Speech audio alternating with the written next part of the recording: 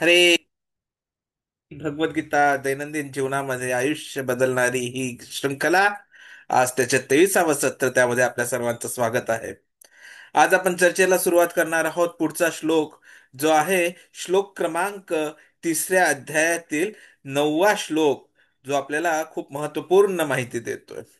तर ह्या श्लोकाद्वारे आपल्याला कळणार आहे की भौतिक आणि आध्यात्मिक जगण्याचा दृष्टिकोनातील फरक आणि महत्वपूर्ण गोष्ट म्हणजे आपल्याला योगाची सीडी काय आहे, योग काय आहे, हे जाणण्याचं आपल्याला सौभाग्य प्राप्त होणार आहे.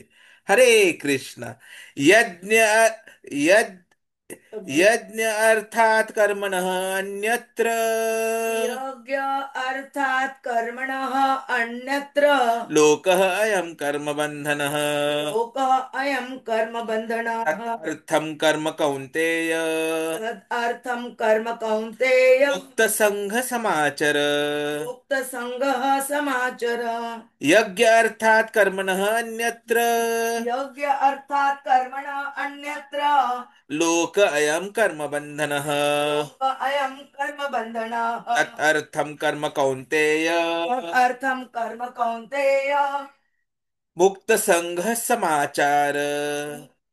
अस्य समाचार. वाचा माताजी. यज्ञ अर्थात कर्मणः अन्यत्र लोक अयं कर्म बंधनः तदर्थं कर्म कौन्तेय मुक्त संगः समाचर. हरे कृष्ण. अनुवाद तथा तात्पर्य भक्तिवेदांत स्वामी श्री प्रभुपादजींच्या द्वारे. श्री विष्णूंप्रित्यर्थ यज्ञ म्हणून कर्म केले पाहिजे, नाहीतर कर्म हे या भौतिक जगामध्ये बंधनास कारणीभूत ठरते.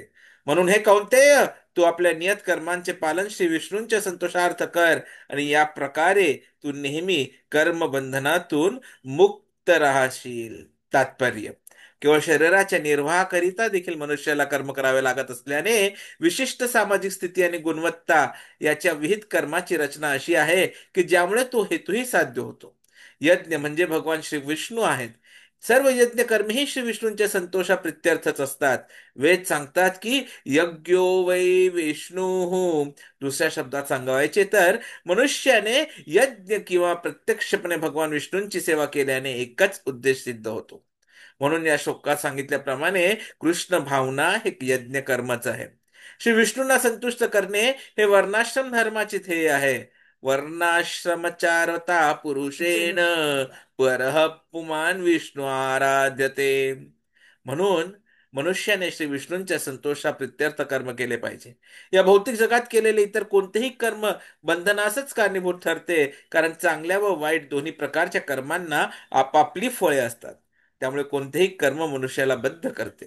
म्हणून मनुष्याने श्री कृष्णूंना संतुष्ट करण्यासाठी कृष्ण भावनाभावित कर्म करणे आवश्यक आहे. अशा प्रकारचे कर्म करणारा मुक्त अवस्थेतच असतो. कर्म करण्याची हीच महान कला आहे. परंतु आरंभी या मार्गामध्ये अत्यंत निपुण मार्गदर्शनाची आवश्यकता असते. म्हणून भगवान श्रीकृष्णूंच्या भक्ताच्या निपुण मार्गदर्शनाखाली किंवा साक्षात भगवान श्रीकृष्णूंच्या प्रत्यक्ष आदेशानुसार ज्यांच्या मार्गदर्शनाखाली अर्जुनाला कर्म करण्याची संधी मिळाली, मनुष्याने परिश्रमपूर्वक दक्षतेने कर्म केले पाहिजे. इंद्रिय तृप्तीसाठी काही न करता सर्व काही केवळ श्रीकृष्णूंच्या संतुष्टीकरिताच केले पाहिजे. असे आचरण मनुष्याचे केवळ कर्मबंधनापासून रक्षण करते असं नव्हे, तर त्यामुळे त्याची यथावकाश भगवंतांच्या दिव्य प्रेमामयी सेवेप्रती उन्नती होते. केवळ अशा सेवेमुळेच भगवत धर्माची प्राप्ती होऊ शकते. ओम अज्ञानतिमिरान्धस्य ज्ञानाञ्जनशलाकाय चक्षुरुन्मीलितं येन तस्मै श्री गुरवे नमः. श्री चैतन्य मनोभीष्टं स्थापितं येन भूतले स्वयं रूप कदा मह्यं ददाति स्वपदान्तिकं. वन्देऽहं श्रीगुरोः श्रीयुतापदकमलं श्रीगुरून् वैष्णवां च श्रीरूपं साग्रजातं सहगण रघुनाथान्वितं तं सजीवं सद्वैतं सावधूतं परिजनसहितं कृष्णचैतन्यदेवं श्रीराधा कृष्ण राधा कृष्ण पदान् श्री सगणललिता श्री विष्णु. नमो ओम विष्णुपदाय कृष्णपृष्ठाय भूतले श्रीमते भक्तिवेदांत स्वामी निति नामिने. नमस्ते सरस्वती देवे गौरवाणी प्रचारिणे निर्विशेष शून्यवादी पाश्चात्य देश तारिणे वांछा कल्पतरुभ्यश्च कृपा सिंधुभ्येव च पतितानां पावनेभ्यो वैष्णवेभ्यो नमो नमः। जय श्री कृष्ण चैतन्य प्रभु नित्यानंद, श्री अद्वैत गदाधर श्रीवासादि गौर भक्त वृंद। हरे कृष्ण कृष्ण कृष्ण हरे हरे, हरे राम हरे राम राम राम हरे हरे, हरे कृष्ण कृष्ण कृष्ण हरे हरे, हरे राम राम राम राम हरे हरे, हरे कृष्ण कृष्ण कृष्ण हरे हरे, हरे राम राम राम राम हरे हरे, हरे कृष्णा। तर आज आपण जो ह्या 108 महत्वपूर्ण श्लोकांच्या शृंखलेमध्ये चर्चा करणार आहोत, त्यातला आज आपला तिसरा अध्याय सुरू होतो. आणि तिसरा अध्याय म्हटलं म्हणजे नवीन काहीतरी असं आपल्या मनामध्ये येईल. तर डेफिनेटली याच्यामध्ये आपल्याला नवीन गोष्टी शिकायला मिळत आहेत. पण त्यातल्या त्यात महत्वपूर्ण गोष्ट जी आहे ती ही, की आज आपण जे आहो कर्म बंधनातून मुक्ती कशी प्राप्त करायची, आणि योग म्हणजे काय, आणि हे योगाची ही जी शिडी आहे ती आपल्याला कुठपर्यंत घेऊन जाऊ शकते, या सर्व विषयांवर चर्चा होणार आहे. तर हा अध्याय ज्याचं नावच आहे कर्मयोग. पाहायला गेलं तर दुसऱ्या अध्यायापर्यंत आपण 21 महत्वपूर्ण श्लोक पाहिलेत, आणि आता हा तिसरा अध्याय सुरू होतोय. दुसऱ्या अध्यायाच्या 49व्या श्लोकामध्ये कृष्ण अर्जुनाला सांगतात, दुरेन हि यावरम, म्हणजेच काय, तर बुद्धियोगाने सर्व निज कर्म दूर ठेव. अर्जुनाला वाटतं की बुद्धी म्हणजे फक्त बुद्धिमत्ता, तर आपली बुद्धी वापरून त्याने सर्व नीच कर्म टाळावी आणि अशा प्रकारे युद्ध करू नये. तरी सुद्धा कृष्ण त्याला युद्धासाठी उद्युक्त करत आहेत. अध्याय 3 अर्जुनाचा हा जो विरोधाभासी सूचनेवर स्पष्टता मिळवण्यासाठीच्या प्रश्नाने सुरू होतो.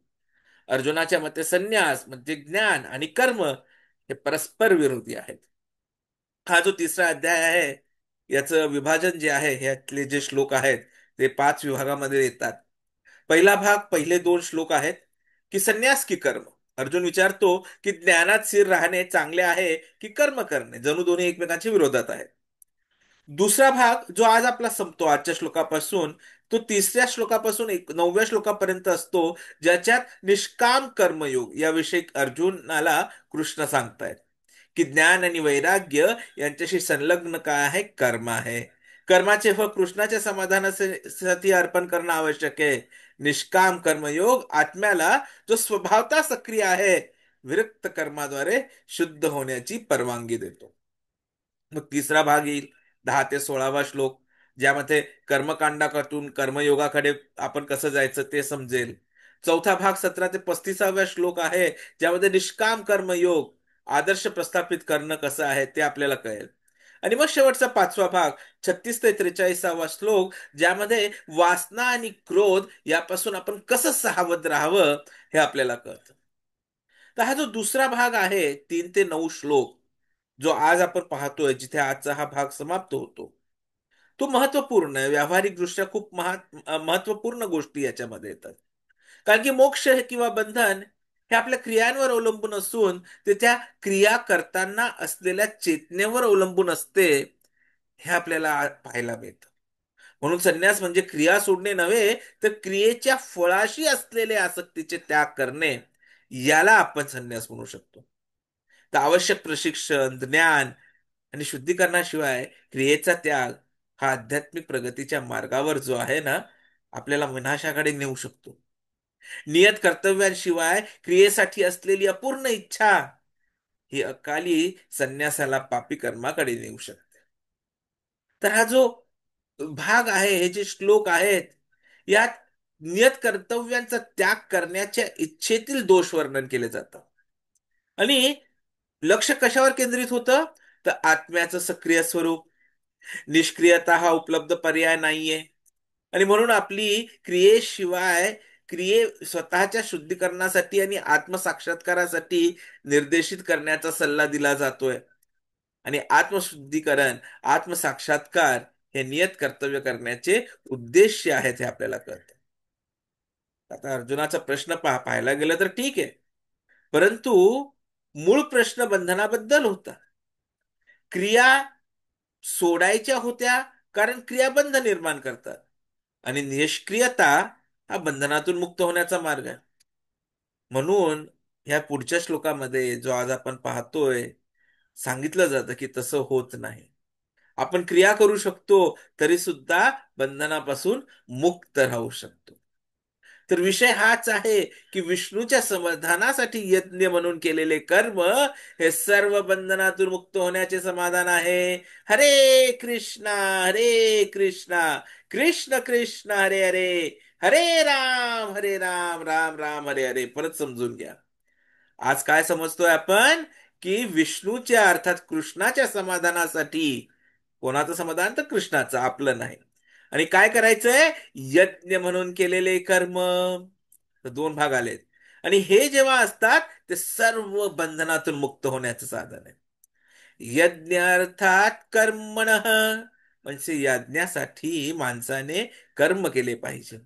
अन्यत्र, इतर कोणत्याही हेतूसाठी जर एखादा कर्म करत असेल कोणी, तर लोक अयम कर्म बंधन, तर तो कर्मबंधनात अडकतो. म्हणून तद अर्थम कर्म कौंतेय. तर हे तदर्थम काय आहे? म्हणजे यज्ञ अर्थात यज्ञासाठी कर्म कर कौंतेय, मुक्त संघ समाचर. मग तू नेहमी बंधनापासून मुक्त राहशील.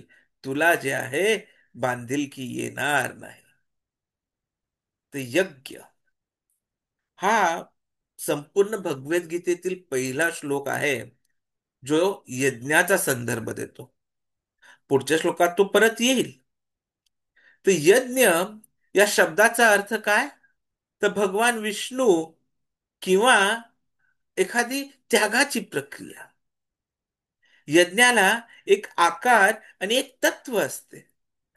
जसं बहुतेक लोक योगात, योग म्हणजे एखाद्या आसनात बसणे असं समजतात. परंतु तो काय? एक प्रकार आहे योगाचा.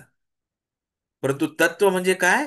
तर आत्म्याचे परमात्म्याशी असलेली जोड, याला योग म्हणतात. तसंच यज्ञालाही एक प्रकार आहे आणि एक तत्व आहे. सामान्यतः लोक फक्त प्रकारावर लक्ष केंद्रित करतात. यज्ञाचा प्रकार म्हणजे काय? अग्निहोत्र, त्यात आहुती देणे. परंतु तत्व काय?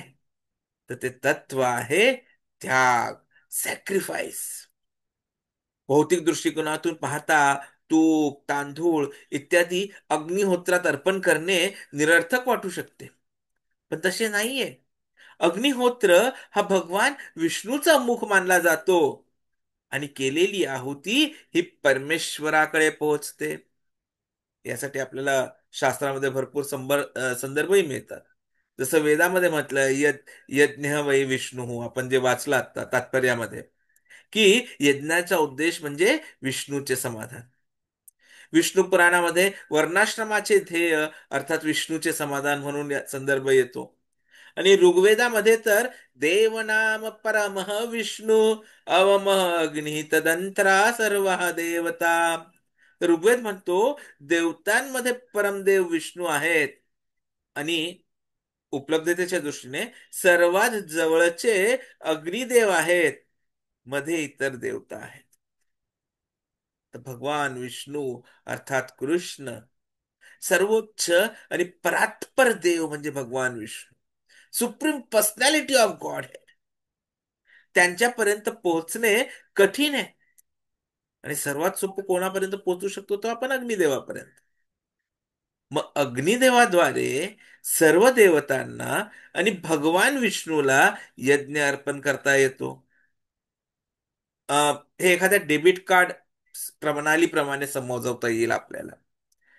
कोणी पैसे ठेवले तर त्याला डेबिट कार्ड मिळतं. आता ज्याला प्रणाली माहिती नाही, तो म्हणेल, अरे तू 50,000 रुपये दिलेस आणि फक्त प्लास्टिक कार्ड मिळाले तुला. परंतु जाणकार सांगतो की पैसे नाही, पैसे काही कुठे गेले नाहीत. या कार्डाद्वारे मी 50,000 रुपये खर्च करू शकतो. तसंच आपण अग्नीत आहुती देतो, पण ती नष्ट होत नाही. ती फक्त भौतिक दृष्टीने दिसेनाशी होते. ती परमेश्वराकडे पोहोचते, आणि आपल्याला पुण्य व आध्यात्मिक लाभ मिळतो. काही बोलू शकतील की मी ते खाऊ शकलो असतो, परंतु मी भगवान विष्णू अर्पण केले, हाच त्याग आहे. तर या श्लोकात कृष्ण यज्ञाच्या तत्वाबद्दल बोलत आहेत, प्रकाराबद्दल नाही. तत्व म्हणजे त्याग. जे मी भोगू शकलो असतो ते मी परमेश्वरासाठी दिले, तोच त्याग. आणि यज्ञ त्यागाचे प्रतिनिधित्व करतो. वर्णाश्रमाबद्दलही कृष्ण बोलतात. कृष्ण इथे सांगत आहेत, जेव्हा तुम्ही तुमचे कार्य यज्ञ म्हणून करता, तेव्हा तुम्ही बांधील होत नाही, तुम्ही मुक्त होता. म्हणून तुमचे कार्य यज्ञ म्हणून करा, मग बंधन नाही. प्रभुपाद तात्पर्यामध्ये वर्णाश्रमाबद्दल एक श्लोक उद्धृत करताय विष्णू पुराणामधला. वर्णाश्रम आचरवता पुरुषेण परः पुमान विष्णू आराध्यते. की वर्णाश्रमाचा उद्देश भगवान विष्णूचे समाधान करणे आहे. जेव्हा हे साध्य होते, तेव्हा व्यक्ती कर्मबंधनात अडकत नाही. तर अशा प्रकारे आपण पाहिलं तर हा जो पूर्ण श्लोक आहे 3 पासून 9 पर्यंत, त्याचा निष्कर्ष कृष्ण असा काढतात की तुम्ही क्रिया करा, त्यागू नका, आणि अशा प्रकारे करा की तुम्ही बांधील राहणार नाही. आणि भगवान म्हणाले आहेत, आपण जे काही काम करतो ते भगवान विष्णूस यज्ञ म्हणून करावे. आणि वर्णाश्रम याच्यासाठीच आहे. म्हणजे पहा आपल्याला इथे काय कळत आहे की कृष्ण भावनामृत म्हणजे काय, तर एक यज्ञ प्रक्रिया आहे.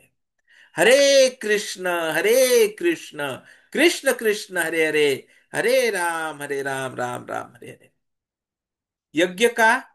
कारण नियत यज्ञ केले तरी, किंवा थेट भगवान विष्णूची सेवा केली तरी तोच उद्देश साध्य होतोय.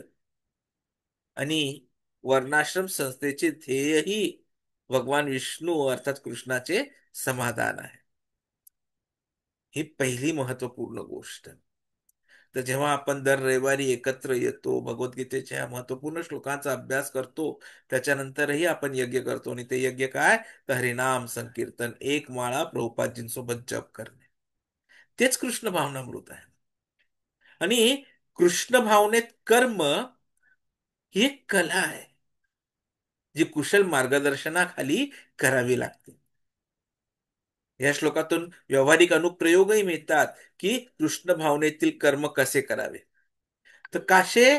तर दक्षतेने वर्तन करा आणि अनुभवी भक्ताच्या मार्गदर्शनाखाली काम करा. अजिबात इंद्रिय सुखासाठी नव्हे, तर सर्व काही कृष्णाच्या समाधानासाठी करा. आणि यासाठीच तुम्ही जर पाहिलं असेल तर आपल्याकडे जी आहे ती काउन्सिलर सिस्टीम आहे. की जे काही भक्त असतात, ते भक्त कोणा एकाला आपले साधना गुरु, शिक्षा गुरु म्हणून स्वीकारतात. आणि मग त्यांची जबाबदारी होते की त्यांनी जे काही परिवार त्यांच्याकडे दिलेले आहेत त्यांना पूर्ण कृष्ण मार्गदर्शन करावे. जसं परंपरेमध्ये सांगितलंय तसं त्यांना मार्गदर्शन करत राहावं. त्यांना त्यांच्या आयुष्यातील समस्यांवर जे काही समाधान होऊ शकतं ते समाधान देऊन, सर्व येणाऱ्या आपत्तींपासून वाचवत अध्यात्माकडे त्यांची प्रगती ही चालू ठेवण्यात यावी. आपल्यापैकी जर कोणी अजून काउन्सिलर सिस्टीमशी जुडलं नसेल तर त्यांनी कृपया लवकर लवकर जोडावे. माझा व्हॉट्सअप नंबर तुमच्याकडे आहेच. तर जेव्हा आपण सर्व कर्म सर्व कृती या कृष्णासाठी करायला लागतो, यज्ञ म्हणून करतो, तर अशा कृतींचा लाभही आपल्याला मिळतो. पहिला लाभ म्हणजे काय? तर प्रतिक्रिया. प्रतिक्रिया म्हणजे कर्मफळ, यापासून आपण स्वतंत्र होऊन जातो. की ना आपलं कर्मफळ वाढतं आणि आपल्याला उच्च लोकांमध्ये जाऊन परत जन्म घ्यावा लागतो, ना आपलं कर्मफळ बिघडतं आणि आपल्याला पाताळामध्ये जाऊन सहन करावं लागतं. तर कर्मफळच नाही तर मग ठेवायचं कुठे? तर मग विष्णुदूत म्हणतात, यांना इथे भौतिक दुनियेत कुठेच ठेवू शकत नाही, कारण की यांच्याकडे काही फळच उरलं नाहीये. चला मी यांना घेऊन जातो आध्यात्मिक लोकात. आणि त्यामुळे अशा कर्मांमुळे, असे कर्म करतानाच मुक्त अवस्थेत राहायला मिळतं. तिसरी गोष्ट म्हणजे हळूहळू परमेश्वराच्या प्रेमापर्यंत आपली उन्नती होते आणि आपल्याला परमेश्वराच्या राज्यात प्रवेश मिळतो. तर ह्या श्लोकांचा निष्कर्ष हाच येतो की निष्काम कर्माला कृष्णाच्या ज्ञानासह भक्तीच्या स्तरावर घेऊन जातो. आज या श्लोकामध्ये जे महत्वपूर्ण चर्चा येते ती येते योग शिडी, योगा लॅडर. त्याला जसं शिडीला वेगवेगळ्या पायऱ्या असतात, तसंच या योग शिडीला जी आपल्याला भगवंतांपर्यंत नेऊ शकते, वेगवेगळ्या पायऱ्या आहेत. पहिली पायरी आहे कर्मकांड, म्हणजे नियंत्रित इंद्रिय सुख जे प्रोत्साहित करतं. सर्वसामान्य लोकांना धार्मिकतेच्या पातळीवर आणण्यासाठी कर्मकांड आहे. यामुळे भक्ताला अनेक प्रकारे शुद्धता करता येते. आणि हे खूप महत्वपूर्ण आहे जे आपण आता आज पाहतोय. तर ही जी योग शिडी आहे, त्यात आपण जेव्हा वेगवेगळ्या प्रकारचे कर्म करतो आणि ते भगवंतांप्रती करायला सुरुवात करतो, तर पहिली गोष्ट काय होते की नियमन वैराग्य निर्माण करतं, ज्याला ज्ञानाला पोषक असतं. कारण की आपण काय करतो, कर्मकांडामध्ये नियम पाळतो आणि असं नियमन केलं की वैराग्य येऊ शकतं. मग हळूहळू वेद त्याला ज्ञान आणि उपासना विभागाशी परिचित करतात आणि यज्ञाचे परिणाम त्याला शास्त्रांवर विश्वास देतात. मग उच्च ज्ञान देणाऱ्या ब्राह्मणांच्या संगतीस मनुष्य जो आहे तो प्रवृत्त होतो आणि हळूहळू तो भौतिक जीवनाचा व्यर्थपणा ओळखतो आणि परमार्थ हेच ध्येय आहे हे समजून त्याला आपला ध्येय बनवतो. इथे कर्मकांड आपल्याला घेऊन येत आहे. आणि जेव्हा आपण ह्या लेवलला पोचतो, तेव्हा सुरू होते दुसरी शिडी, जी आहे सकाम कर्मयोग. परमार्थ हेच ध्येय असं समजलेलं आहे. आता भौतिक जीवनात खिन्नता किंवा इच्छांच्या शुद्धीकरणाची अपेक्षा, आकांक्षा निर्माण होते. श्रमाचे फळ त्यागण्याचा प्रयत्न केला जातो, पण तरी भौतिक इच्छांशी आसक्ती ही उरतेच आणि म्हणून ते सकाम कर्मयोग. पण जसं जसं आपण प्रयोग करत राहतो, तशा पुढच्या पायरीवर पोचतो आणि ती आहे निष्काम कर्मयोग. म्हणजे कर्माच्या फळाशी आसक्ती सोडून देणे, पण कर्माशी आसक्त राहा. बसू शकत नाही शांतपणे फक्त भगवत नाम घेत. नाही, मला हेही करायचं, तेही करायचं, रिडिंगही करायचं, पिचिंगही करायचं, ड्रेसिंगही करायचं, काही ना काही करतच राहायचं, पण त्याची फळं मला नको. हे आहे निष्काम कर्मयोग. आणि ह्या स्थितीवर पोहोचल्यावर पुढची पायरी येते, ती आहे ज्ञान योग, जो तत्वचिंतनाचा स्तर आहे. कर्म आणि कर्मफळ या दोन्ही पासून आता विरक्ती मिळते. आणि ज्ञानयोगामधनं आपली पुढची पायरी येते, ती असते अष्टांग योग. म्हणजे ज्ञानयोग ध्यानाच्या टप्प्यापर्यंत उन्नत झाला की प्राप्त होतो अष्टांग योग. आणि मग शेवटची पायरी आहे भक्तियोग. आता खरं पाहायला गेलं तर कर्मकांड वगळता बाकी सगळ्या पायऱ्यांवरनं, बाकी सगळ्या स्तरांवरनं आपण भक्तियोगामध्ये शिरू शकतो. कर्मकांड कधी भक्तियोगामध्ये नेत नाही. परंतु सामान्यतः जोपर्यंत आपल्याकडे ज्ञानाच्या पातळीवर पोहोचल्यानंतरच भक्तियोग जो आहे तो पूर्णपणे प्रकटतो. आणि म्हणूनच आपण पुढे पाहणार आहेत, भगवान श्रीकृष्ण म्हणतात, बहुनाम जन्मना म्हणते ज्ञानवान माम प्रपद्यन्ते. तर अशी ही योग शिडी. तर ही योग शिडी ही सामान्य योग शिडी आहे, परंतु भगवंत काय आहेत, ते अजून एक योग शिडी समजवतात आणि ती असते विस्तारित योग शिडी, जी आता मी तुम्हा सगळ्यांना इथे स्क्रीनवर दाखवतोय. तर विस्तारित योग शिडीमध्ये काय होतं की सुरुवातीला आपलं आयुष्य आहे पशु जीवनाचं असतं.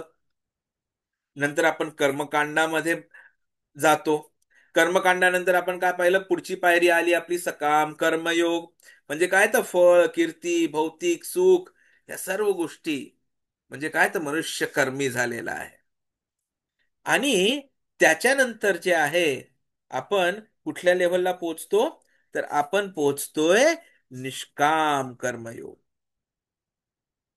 हरे कृष्णा कृष्णा कृष्णा हरे हरे, हरे राम राम राम हरे हरे. आणि निष्काम कर्मयोगानंतर आपल्याला ज्ञानयोग मिळतो, ज्याच्यात कर्म नाही, ज्याच्यात फक्त ज्ञान संचय केला जातो, अर्थात ज्ञानी.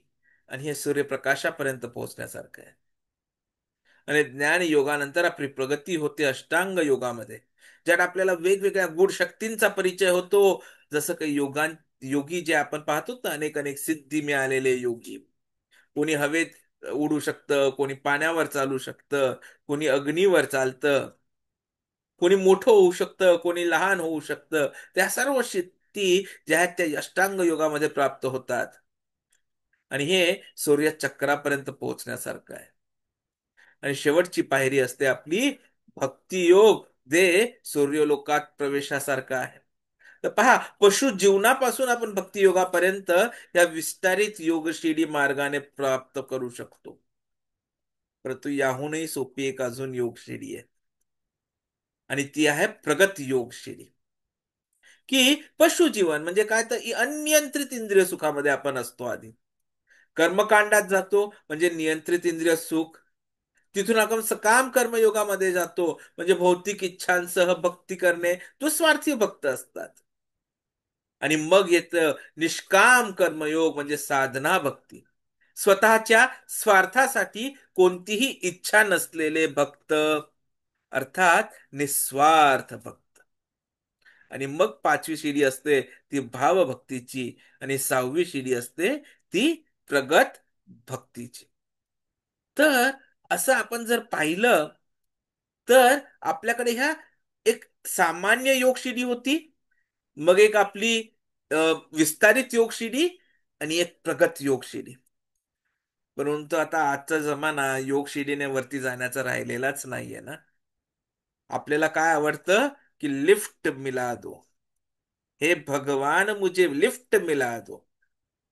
तर लिफ्ट ही अवेलेबल आहे. आणि ती लिफ्ट म्हणजे काय, तर डायरेक्टली आपण जे आहोत ते डायरेक्टली भगवंतांच्या कृपेने विस्तारित योगशिडी ही सोडा, प्रगत योगशिडी ही सोडा. आपण भगवंतांची जर कृपा झाली, तर योगाची, भक्ती योगाची जी आहे ती एक्सप्रेस लिफ्ट घेऊ शकतो.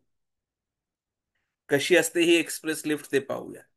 आणि याला एक्सप्रेस लिफ्टच का म्हणतात तेही समजून घेऊया. आपण ह्या तिघी ज्या शिड्या आहेत त्यांना आपण आजूबाजूला ठेवलं तर आपल्या हे लक्षात येईल.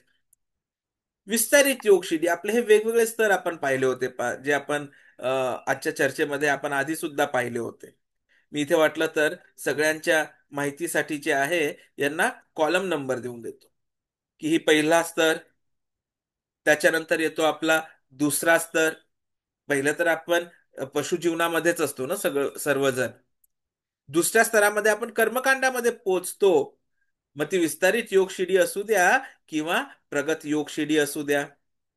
परंतु भक्ती योगाची विस्तारित लिपशिडी काय म्हणते, तर तुम्ही कर्मकांडापेक्षा आता शरणागती घ्या आणि शुद्ध भक्तांचा संग करा. आणि त्याच्यानंतर डायरेक्ट आपण साधना भक्तीला पोचतोय. परंतु विस्तारित योग शिडीमध्ये आधी सकाम कर्मयोग, त्याच्यानंतर निष्काम कर्मयोग, हे दोघं करावे लागतात. आणि विस्तारित योग शिडीमध्ये निष्काम कर्मयोग घेऊन आपल्याला साधना भक्ती मिळत नाहीये. प्रगत योग शिडीमध्ये कमीत कमी ती मिळते. आणि मग आपल्याला पाचव्या स्तरावरही यावं लागतं, ज्ञान योग करावं लागतं, मग अष्टांग योग करावा लागतो, आणि मग आपल्याला भक्ती योग मिळतो. आणि प्रगत योगशिडी जर वापरली तर साधना भक्तीपासून आपण भावभक्ती आणि प्रेमाभक्ती. परंतु ही जी आपली लिफ्ट आहे भक्ती योगाची, त्यात साधना भक्तीवरून डायरेक्टली भावभक्ती आणि प्रेमभक्ती, म्हणजे 3 लेवल्स मध्ये डायरेक्टली कृष्ण प्रेमाची प्राप्ती, जे आपल्या जीवनाचा उद्देश आहे, आणि ज्यामुळे आपण ह्या भौतिक दुनियेतील अस्तित्वातून मुक्त होऊन भगवंतांच्या धामामध्ये प्रवेश करू शकतो. तर कृष्ण आजच्या या श्लोकामध्ये हेच सांगण्याचा प्रयत्न करताय, अरे तुम्ही तुमचे कर्म माझ्यासाठी करा, परंतु त्याही पेक्षा जास्त योग्य काय राहील, तर शरणागती घेऊन शुद्ध भक्तांचा संग करा, साधना भक्ती करा. ही एक्सप्रेस लिफ्ट आहे, त्याला सोडू नका, तिला पकडून ठेवा. हरे कृष्ण. दंडवत प्रणाम.